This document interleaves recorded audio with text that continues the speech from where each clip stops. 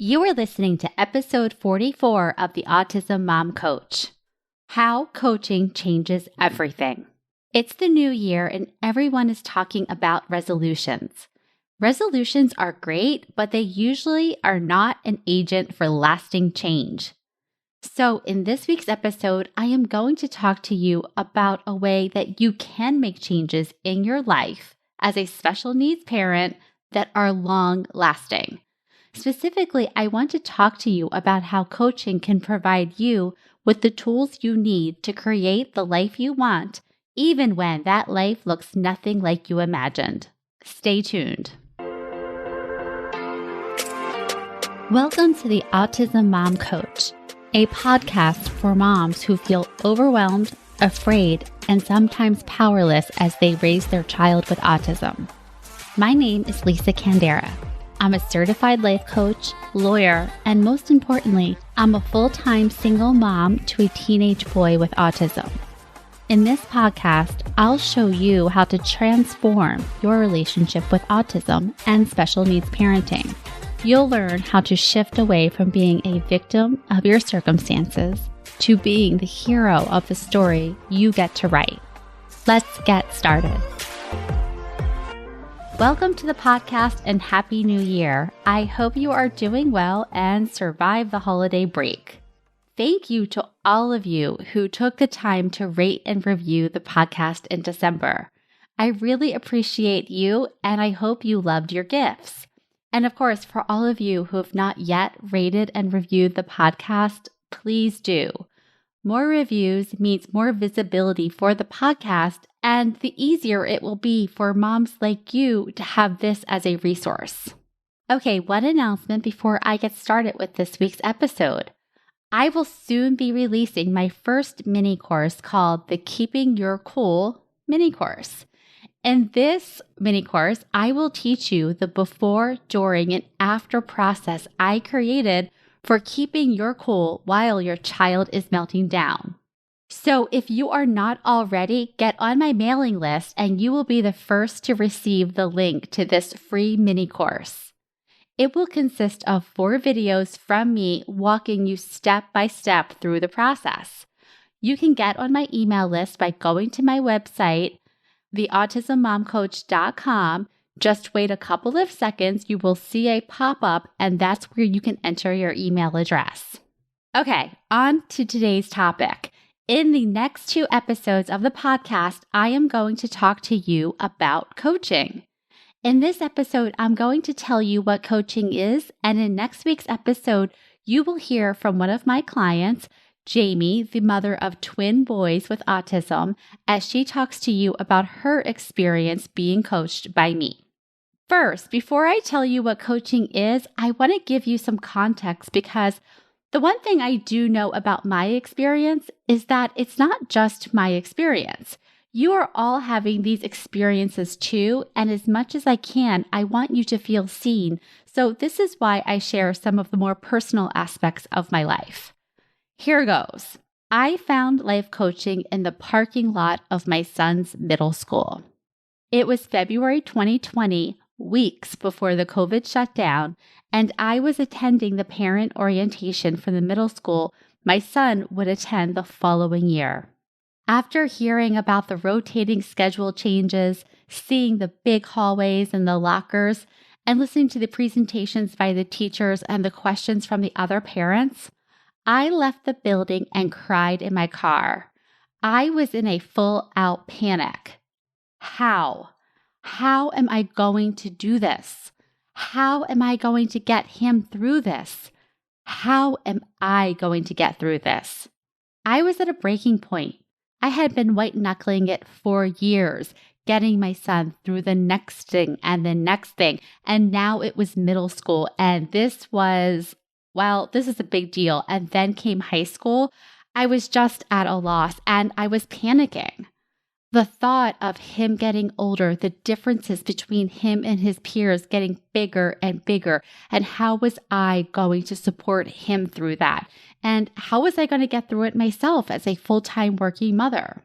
One thing was very clear to me in that moment. Something needed to change. I needed to change. I needed to find another way of managing the crushing anxiety and fear that I was feeling all of the time. But how? Frankly, I was not looking for therapy. My experience of therapy had been a lot of talking about the past to understand the present, and I really wasn't looking for that. I was looking for tools to make today better. And in my view, catching a therapist up on 40 plus years of life was not what I needed. Also, I had been to therapists many times during the years, and I found it frustrating that none of them really understood autism or what it was like to parent a child with autism. Now, of course, this isn't a requisite for effective therapy, but for me, I wanted to feel seen. I didn't want to have to explain everything. I wanted someone who just got it. This was the moment I decided to give life coaching a try. Up until that point, I had been passively consuming it via a podcast, and I liked it. So I thought, why not, right? I had tried everything else. Therapy, yoga, meditation, medication, support groups, essential oils, you name it, I tried it. So in that moment, I decided that I was going to hire my first life coach, which I did. And I loved it. And I loved it so much that I wanted to learn more. I wanted to learn everything I could about the process, about the tools that I was being taught. And so I got certified. And here I am today. So, what is it? What is life coaching? Life coaching is, and I have to say, the way that I do it and the way that I experience it, as a collaborative process whereby the client creates goals and the coach works with them to develop the skills to achieve those goals. It is teaching. It is challenging limiting beliefs. It is being seen, heard, and offered tools and alternative ways of looking at things. Coaching by design is like that proverb, you can give a man a fish or you can teach them how to fish. It's kind of like that.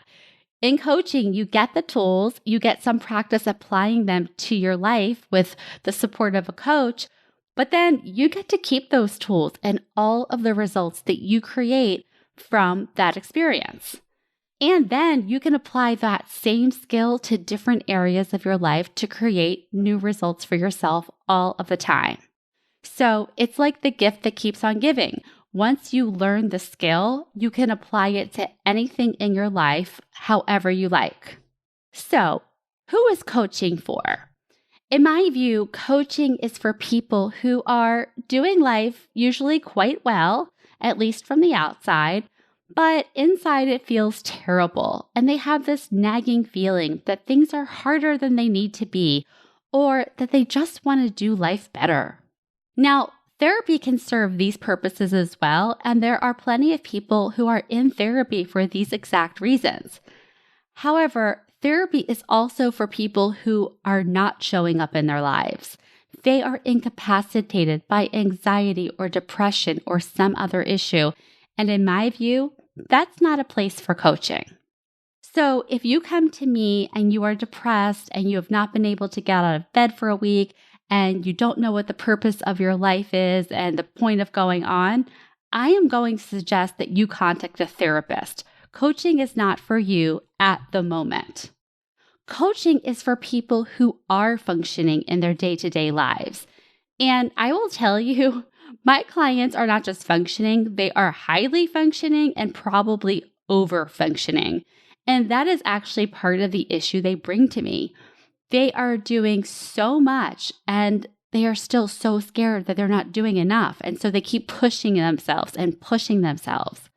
They are ignoring their own self-care because they are so laser focused on their child, or they are walking on eggshells just trying to keep things together for their child. And that is the focus of everything that they do.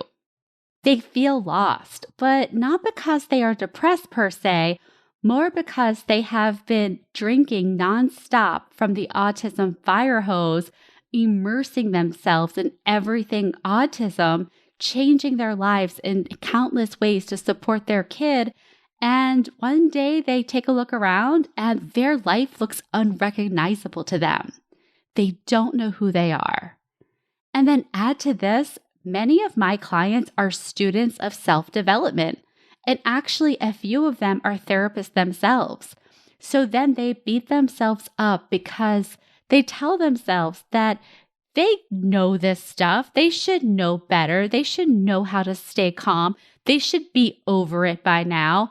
But they still struggle in the moment to stay in the present. They still struggle to keep their cool. And it becomes a vicious cycle of beating themselves up, losing their cool, and then rinse and repeat.